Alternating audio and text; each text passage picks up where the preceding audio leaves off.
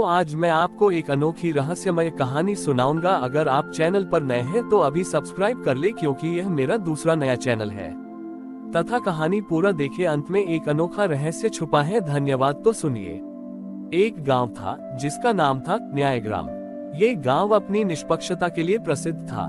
यहाँ दुर्गा पूजा का पर्व न्याय के उत्सव के रूप में मनाया जाता था। परंपरा थी कि गांव के 7 सबसे वृद्ध और ज्ञानी न्यायाधीश माँ दुर्गा की प्रतिमा के सामने 7 दीपक जलाते थे। ये दीपक सत्य, निष्पक्षता और विवेक का प्रतीक थे। इस वर्ष न्यायाधीशों में एक युवा और तेज तर्रार व्यक्ति शामिल हुआ, जिसका नाम था धर्मपाल। धर्मपाल बहुत बुद्धिमान था, लेकिन वह आत्ममुग्ध था। वह मानता था कि कानून की किताबें ही सब कुछ है और दया या मानवीय भावनाएं न्याय में कोई स्थान नहीं रखती। पूजा से एक दिन पहले गांव में एक गरीब बूढ़ी महिला पर चोरी का झूठा आरोप लगा। उस महिला का नाम था शांति।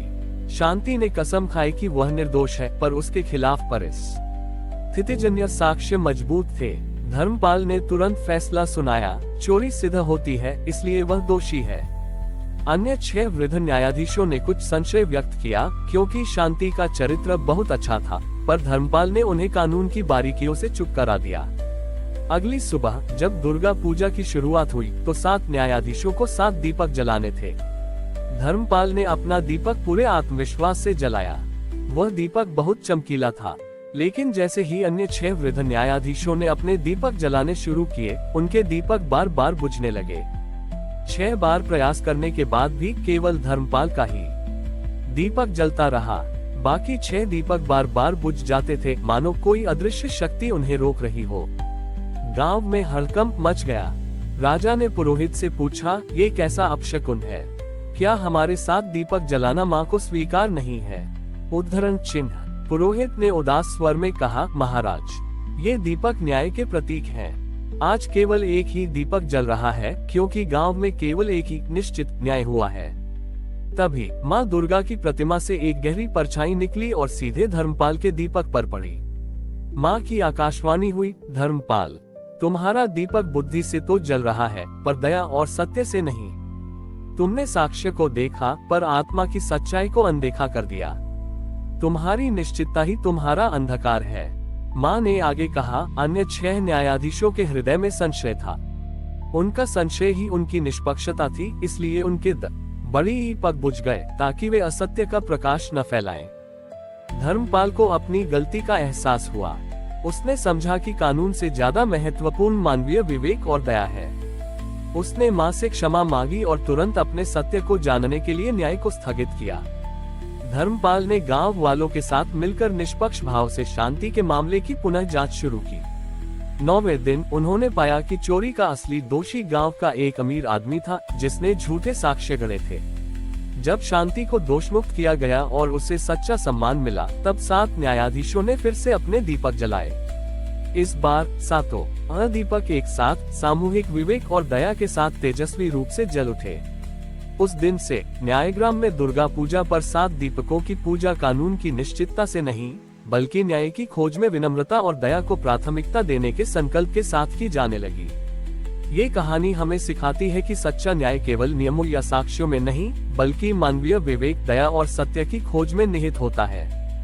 धर्मपाल का आत्ममुग्धता से विनम्रता की ओर का परिवर्तन और शांति की दोषमुक्ति न्यायग्राम के लिए एक नया सवेरा लेकर आए। 7 दीपकों का एक साथ जलना ये सिद्ध कर चुका था कि सामूहिक विवेक और दया ही सच्चा न्याय है। धर्मपाल ने उस दिन से कानून की किताबों को पढ़ने के साथ साथ मानवीय अनुभव और दयालुता की कहानियां पढ़ना शुरू कर दिया। उन्होंने महसूस किया कि कानून की निश्चितता केवल एक ढांचा है, जबकि न्याय की आत्मा विवेक और करुणा में बसती है। लेकिन गांव में एक नई चुनौती सामने आई। बारिश कम हुई और गांव के कुएं सूखने लगे।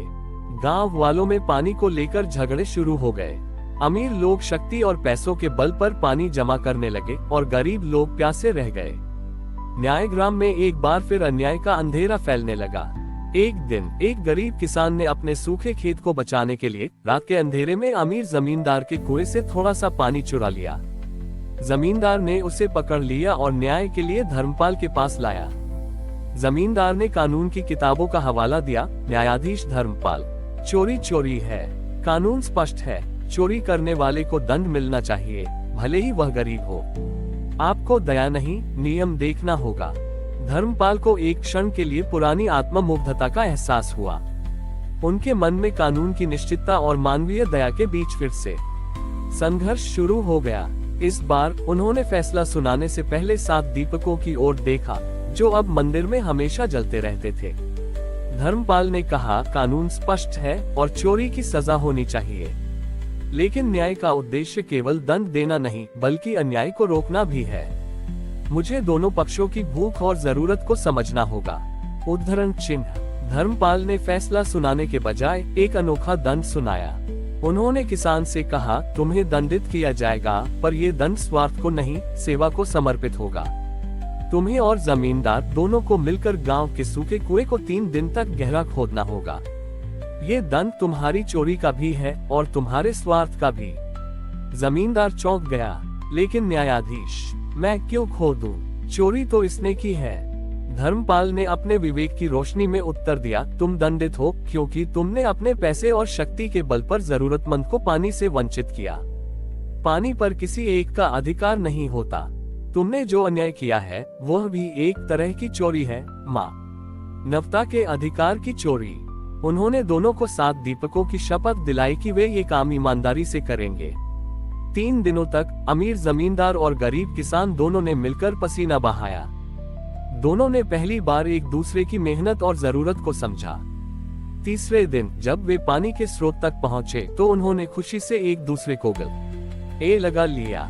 उस दिन न्यायग्राम के लोगों को समझ आया कि सच्चा न्याय वह नहीं होता जो केवल दंड देता है, बल्कि वह होता है जो टूटे हुए रिश्तों को सेवा और मेहनत से जोड़ता है। राजा ने उस दिन से घोषणा की कि न्यायग्राम में कानून से पहले मानवता को स्थान दिया जाएगा और हर दंड को सेवा और समाधान में बदला जाएगा। 7 दीपक अब बुद्धि और दया के सामूहिक विवेक का प्रतीक बन गए। ये कहानी हमें सिखाती है कि सच्चा न्याय केवल नियम लागू करना नहीं, बल्कि मानवीय विवेक का उपयोग करके समस्याओं और रिश्तों को सकारात्मकता से हल करना है। हमारी और भी आध्यात्मिक एवं अनोखी कहानियाँ देखने के लिए हमारे चैनल पर जाएं तथा धार्मिक एवं पौराणिक अनोखी कहानियाँ हमारे चैनल पर है। कृपया जाके देखें तथा हमारे चैनल को सब्सक्राइब करके रखें और वीडियो लाइक जरूर करें। धन्यवाद।